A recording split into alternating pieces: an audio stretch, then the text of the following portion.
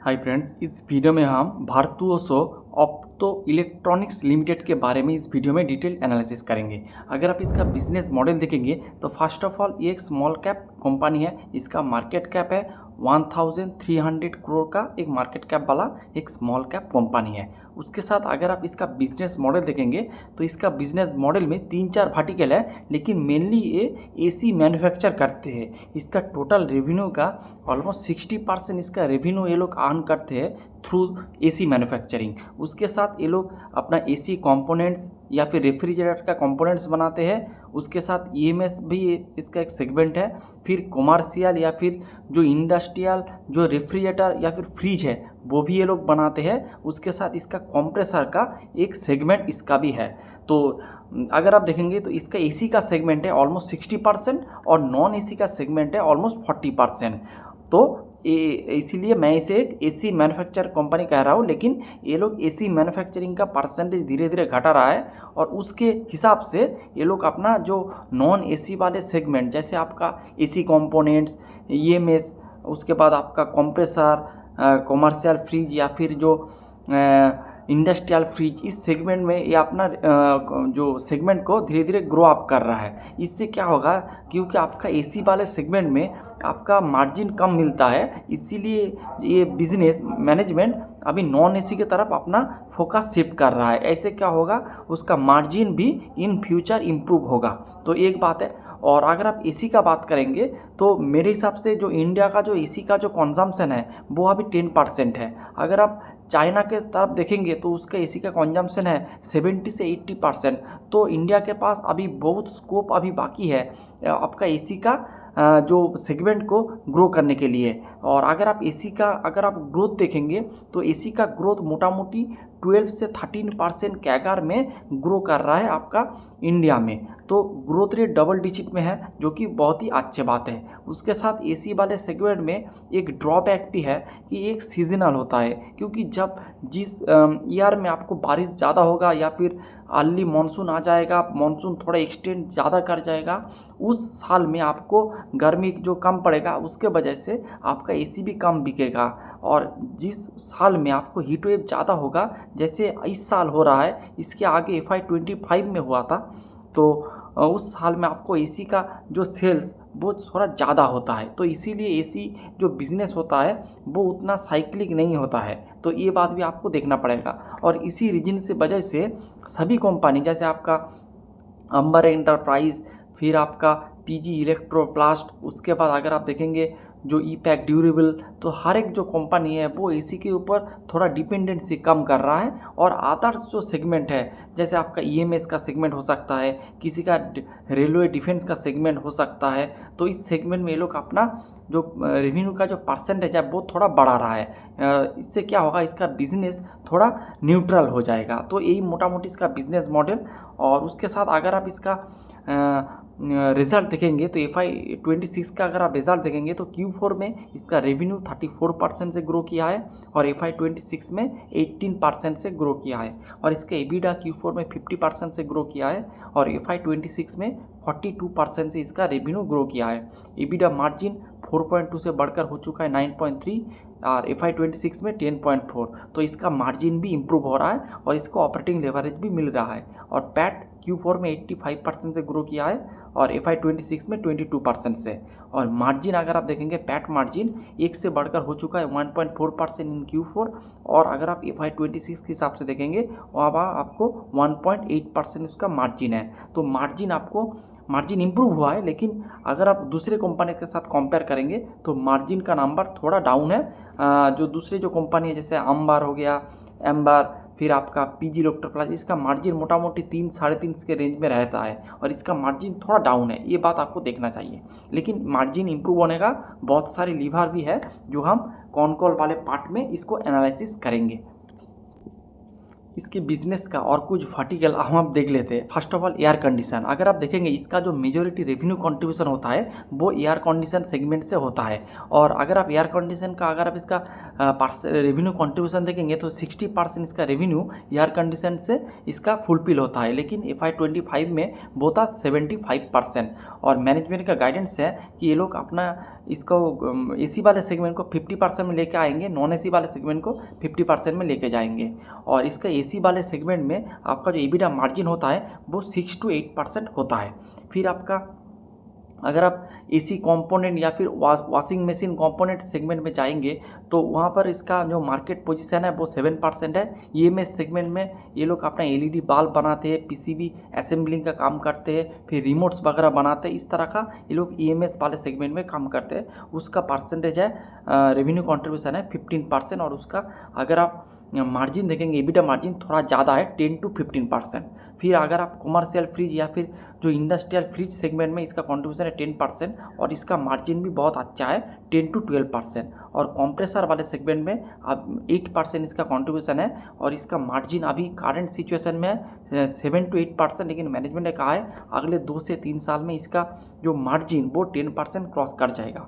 तो आप पूरे सेगमेंट को देखेंगे, जो 5 जो वर्टिकल के बारे में मैंने बात किया उस 5 वर्टिकल में से सिर्फ आपका AC का जो मार्जिन है ये सबसे कम है और इसका 60% रेवेन्यू AC से आते हैं, इसीलिए इसका मार्जिन भी थोड़ा सबड्यूट है। तो जितना इसका AC का परसेंटेज कम हो जाएगा तो उतना इसका मार्जिन भी इम्प्रूव हो जाएगा। तो ये बात है। तो उसके बाद हम थोड़ा इसका कॉन कॉल वाले पार्ट के तरफ देखते हैं कैसे क्या मैनेजमेंट का गाइडेंस है। फर्स्ट ऑफ ऑल मैनेजमेंट ने एक गाइडेंस दिया है कि हम लोग FY27 में 35 to 40% के रेंज में अपना बिजनेस को ग्रो करेंगे। तो अगले 2 से 3 साल, तो मैनेजमेंट का गाइडेंस है अगले 2 से 3 साल 35 से 40% के कैगर में अपना रेवेन्यू को ग्रो करेंगे। तो उसके साथ इसका जो AC वाले सेगमेंट का मैनेजमेंट ने जो गाइड दिया है वो दिया है 30 से 40% के बीच इसका AC वाले सेगमेंट ग्रो करेंगे। तो मेरे हिसाब से ये नंबर बहुत ही अच्छा है। मैंने ऑलरेडी अम्बर के ऊपर, PG इलेक्ट्रोप्लास्ट के ऊपर, फिर आपका ईपैक ड्यूरेबल के ऊपर मैंने ऑलरेडी वीडियो बनाया है और उस वीडियो में अगर आप देखेंगे हर एक कंपनी जो बताया है कि FY27 में हम लोग इंडस्ट्री लेवल पे ग्रो करेंगे, यानी इंडस्ट्री लेवल का ग्रोथ है 12 to 13%। तो आप मोटा मोटी 15% का ग्रोथ हम पकड़ सकते हैं, लेकिन भारतुओसो का जो गाइडेंस है वो है 30 to 40% in the AC segment. मेरे हिसाब से ये नंबर बहुत ही अच्छे हैं। फिर इसका जो अगर आप कैपेक्स के बारे में देखेंगे तो इस तरह का ग्रोथ करने के लिए आपको ज़्यादा से ज़्यादा कैपेक्स या फिर कैपेसिटी एक्सपांसन करना पड़ेगा। तो ये भी अपना कैपेसिटी को रैपिडली एक्सपांसन कर रहा है। अगर आप इसका कैपेसिटी एक्सपांसन के बारे में देखेंगे तो इसका जो AC का जो अभी करंट जो कैपेसिटी है वो है आपका 1 मिलियन इसका कैपेसिटी है। मैनेजमेंट का टारगेट है कि FY27 के एंड में ये लोग अपना कैपेसिटी को 1 मिलियन से बढ़कर कर देंगे 1.8 मिलियन, यानी 10 लाख से बढ़ाकर कर देंगे 18 लाख, यानी ऑलमोस्ट डबल कर देंगे एक साल में। बहुत ही बढ़िया गाइडेंस मैनेजमेंट ने दिया है। उसके बाद अगर आप इसका EMS सेगमेंट का देखेंगे जिसका मार्जिन हाई है, उसका अभी करंट जो कैपेसिटी है वो 4 लाख आपका कैपेसिटी है, वो ये लोग बढ़ा के कर देंगे 8 से 12 लाख, वो भी कर देंगे आपने FY27 में। ये अपना गाइडेंस को मैच कर देंगे। ये भी अपना ऑलमोस्ट 2 से 3 गुना ये लोग अपना कैपेसिटी को बढ़ाएंगे। फिर डीप फ्रीजर या फिर इंडस्ट्रियल जो फ्रीजर के सेगमेंट है उसका कैपेसिटी है 1.5 मिलियन, इसका अभी करंट कैपेसिटी है, उसका टारगेट है 6 मिलियन। इधर भी अगर आप देखेंगे तो ऑलमोस्ट 3 गुना ये लोग कर रहा है। फिर कंप्रेसर वाला सेगमेंट, तो मैनेजमेंट कंप्रेसर वाले सेगमेंट में बहुत ही बुलिश है। और अगर आप कंप्रेसर वाले सेगमेंट में देखेंगे तो ये लोग अपना कंप्रेसर जैसे आपका AC और फ्रिज के लिए कंप्रेसर बनाते हैं। और आप सबको पता है कि 2 टन के नीचे जो कंप्रेसर होता है वो नॉर्मली इंडिया में कुछ अभी प्रोडक्शन हो रहा है, लेकिन 2 टन से ऊपर जैसे अगर आप देखेंगे 3 टन 4 टन 6 टन 10 टन का जो कंप्रेसर होता है वो इंडिया में उतना ज़्यादा प्रोड्यूस नहीं होता है, बल्कि मैन्युफैक्चरिंग नहीं होता है, वो पूरा माल चाइना से आते हैं। और अभी गवर्नमेंट का भी एक सपोर्ट है इस कंप्रेसर वाले सेगमेंट में।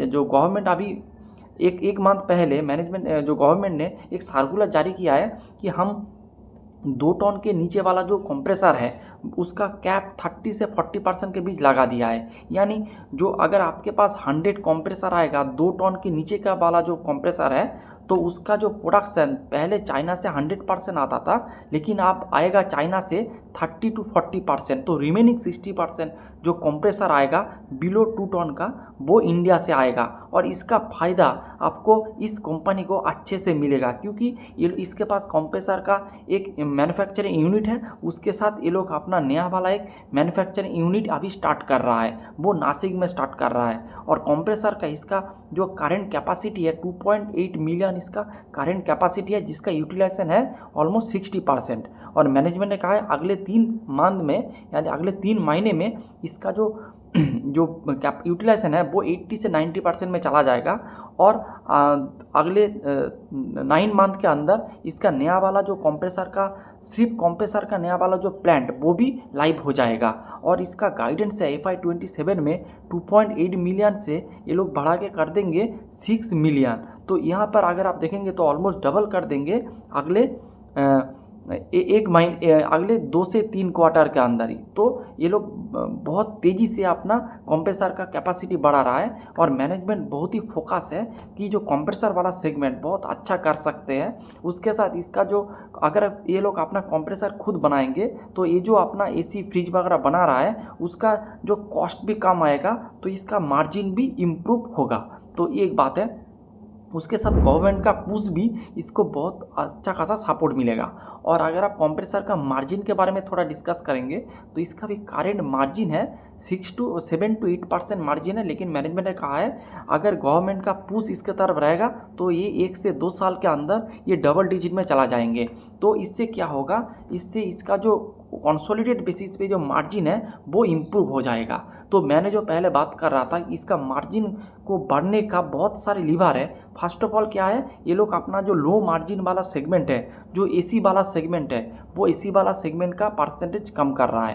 पहले था 75%, अभी है 60%। अगले 1 से 2 साल के अंदर इसको ये लोग कर देंगे 50%। तो इससे क्या होगा, इससे इसका जो लो मार्जिन वाला सेगमेंट है उसका परसेंटेज कम हो जाएगा और हाई मार्जिन वाला सेगमेंट का परसेंटेज बढ़ जाएगा। इससे क्या होगा, इससे इसका मार्जिन इंप्रूव होगा। ये नंबर 1 है। नंबर 2 में है, ये पहले OEM करते हैं, यानी जो आपका दूसरे का ऑर्डर ये लोग एग्जीक्यूट करते थे, लेकिन अब ये ODM में काम करते हैं। यानी आपका शुरू से लेकर एंड तक पूरा काम, डिज़ाइन से लेकर एकदम फिट आउट तक, इसका जो टेस्टिंग वगैरह सब कुछ ये लोग करके अपना कंपनी को प्रोवाइड करते हैं। और OEM में आपका मार्जिन कम होता है और ODM में आपका मार्जिन ज़्यादा होता है। तो यह भी OEM से ODM में शिफ्ट कर गया है। इससे क्या हो रहा है, इससे भी इसका मार्जिन इम्प्रूव होगा।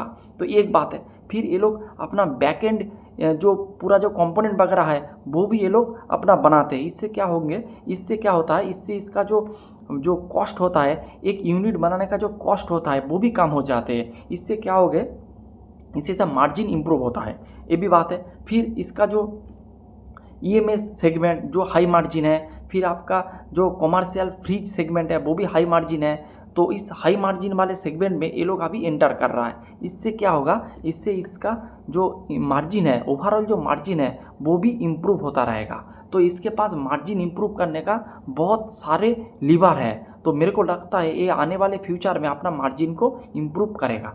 तो ये हो गया बात। उसके साथ आप तो कैपेसिटी बढ़ा रहा है, लेकिन कैपेसिटी बढ़ाने के लिए आपको कैपेक्स वगैरह करना पड़ेगा।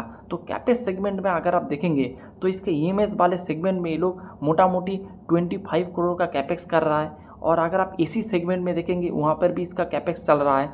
फिर डीप फ्रीजर वाले सेगमेंट में 2 फेज़ में ये लोग अपना कैपेक्स करेंगे। फर्स्ट फेज़ में 25 करोड़ का, सेकेंड फेज़ में 25 करोड़ का, यानी टोटल 50 करोड़ का कैपेक्स करेंगे। फिर कंप्रेसर वाले सेगमेंट में ये लोग 150 करोड़ का कैपेक्स करेंगे। तो बहुत अच्छे लेवल से ऑलमोस्ट 250 से 300 करोड़ का ये लोग कैपेक्स कर रहा है FY27 में। तो ये भी बहुत ही अच्छी बात है। फिर हम जो ग्रोथ के बारे में डिस्कस किया, फिर कैपेक्स के बारे में डिस्कस किया, कैपेसिटी के बारे में डिस्कस किया। अब करेंगे मार्जिन के बारे में, क्योंकि आपका अगर आप मार्जिन इम्प्रूवमेंट नहीं करेंगे तो आपका EPS का ग्रोथ नहीं मिलेगा, पैट का ग्रोथ नहीं होगा। तो आपका मार्जिन भी इम्प्रूव करना पड़ेगा आपका जो बैलेंस शीट है उसको स्ट्रॉन्ग करने के लिए। तो अगर आप मार्जिन के हिसाब से देखेंगे तो मैंने पहले ही बताया जो आपका AC मैन्युफैक्चरिंग जो कंपनी है उसका मार्जिन थोड़ा ज़्यादा है, लेकिन इसका मार्जिन थोड़ा कम है। ये मेरे हिसाब से एक वीक पॉइंट है। लेकिन मैनेजमेंट ने गाइड किया है कि ये लोग मोटा मोटी 9 to 10 इसका मोटा मोटी मार्जिन रहेगा। और पैट मार्जिन अभी जो इसका करेंट है मोटा मोटी 1.8% है। अगले 2 साल में ये 50 से 100 बेसिस पॉइंट का मार्जिन ये लोग इम्प्रूव करेंगे। तो इन फ्यूचर इसका मार्जिन इम्प्रूवमेंट होने का बहुत अच्छा खासा चांस है। आप देखते हैं कैसे क्या होता है, और ये भी मैनेजमेंट ने ये भी गाइडेंस दिया है। उसके साथ अगर आप देखेंगे जो इसका जो कंप्रेसर के ऊपर बहुत सारा फोकस कर रहा है, देखते हैं क्या कंप्रेसर वाला सेगमेंट कैसे क्या कर रहा है। तो मोटा मोटी यही पूरा डिस्कशन है। बिजनेस वाइज कोई भी ख़राब नहीं। अगर आपको एसी मैन्युफैक्चरिंग सेगमेंट में जाना है तो आपके पास मैंने 4 बिजनेस के बारे में डिस्कस किया इधर, जो जिसका एसी का, जैसे आप सभी कंपनी का एसी का सेगमेंट है, सभी ईएमएस कंपनी का, लेकिन आप जिसका एसी का परसेंटेज 50-60% है उस सेगमेंट में अगर आप जाएंगे तो आपको 4 कंपनी का मैंने डिस्कशन किया है। फर्स्ट ऑफ ऑल आपका अंबर एंटरप्राइज, पीजी इलेक्ट्रोप्लास्ट, आपका ईपैक ड्यूरेबल, उसके बाद भिर्तुआसो ऑप्टो इलेक्ट्रॉनिक्स, या फिर VOEPL करके आप कह सकते हैं। नाम थोड़ा कॉम्प्लिकेटेड है।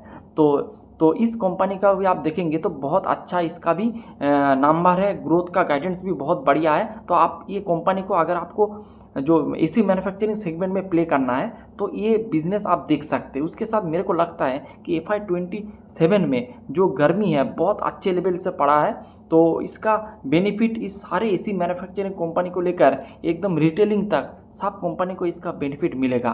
तो मेरे को लगता है ये कंपनी छोटे है लेकिन ये कंपनी बहुत अच्छे है। आप इस कंपनी को देख सकते हैं। अगर ये अपना मार्जिन को 2.5 से 3 के बीच लेके चला जाएंगे तो मेरे हिसाब से एक बहुत ही अच्छे बेट है।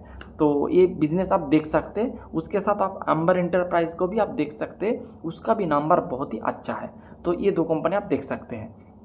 और अगर आपको पूरे ईएमएस पे करना है तो आप सिरमा एसजीएस के साथ जा सकते हैं, या फिर एमस्टोन इलेक्ट्रॉनिक्स के साथ आप जा सकते हैं। 2 ही कंपनी बहुत बढ़िया है। तो और आप जानते हैं जिसके पास जितना कॉमर्शियल ड्यूरेबल का सेगमेंट जितना कम होगा और उतना ही उसका मार्जिन ज़्यादा होंगे। जैसे आपका सिरमा, केन्स, इसका अगर एबिडा मार्जिन देखेंगे तो 40, 15, 16 के परसेंटेज के रेंज में है, क्योंकि वो लोग अपना इस सेगमेंट में 2 तरह का बिजनेस होता है। एक होता है आपका हाई वॉल्यूम और उसके साथ लो मार्जिन, जैसे आपका डिक्सन जो एसी मैन्युफैक्चरिंग कंपनी सब पड़ते हैं इसके अंदर। और दूसरा है आपका लो वॉल्यूम हाई मार्जिन जो पीसीबी में काम करते हैं, फिर आपका ऑटोमोबाइल इंडस्ट्री में काम करते हैं, फिर आपका मेडिकल डिवाइसेस बनाते हैं, आपका एरोस्पेस में काम करते हैं, डिफेंस में काम करते हैं। इस तरह का जो प्रोडक्ट बनाते हैं उसमें आपको वॉल्यूम कम मिलेगा लेकिन मार्जिन ज़्यादा मिलेगा। जैसे आपका केन्स, सिरमा एसजीएस, एमस्ट्रॉन इस तरह का कंपनी है, इसमें आपको वॉल्यूम कम और मार्जिन ज़्यादा मिलेगा। तो अगर आप पूरे ईएमएस सेगमेंट में प्ले करना चाहते हो, मेरे हिसाब से सिरमा एसजीएस बहुत अच्छे बेट है। उसके साथ आपका एमस्ट्रॉन 2 हो गया। फिर अगर आप पूरा एसी सेगमेंट में प्ले करना चाहते हैं तो आपके पास पहले है आपका उसका नाम है भर्तुसो देख सकते हैं। उसके साथ आप अंबर एंटरप्राइज को देख सकते हैं। और अगर आप रिटेल सेगमेंट में प्ले करना चाहते हैं तो आप AVL यानी आदित्य विजन लिमिटेड को देख सकते हैं। ये पूरा चेन मैंने डिस्कस कर दिया। तो आई होप ये वीडियो आपको अच्छा लगा, आपको कुछ हेल्प मिलेगा। तो यही था आज का वीडियो, कोई रिकमेंडेशन नहीं है। Thanks for watching the video.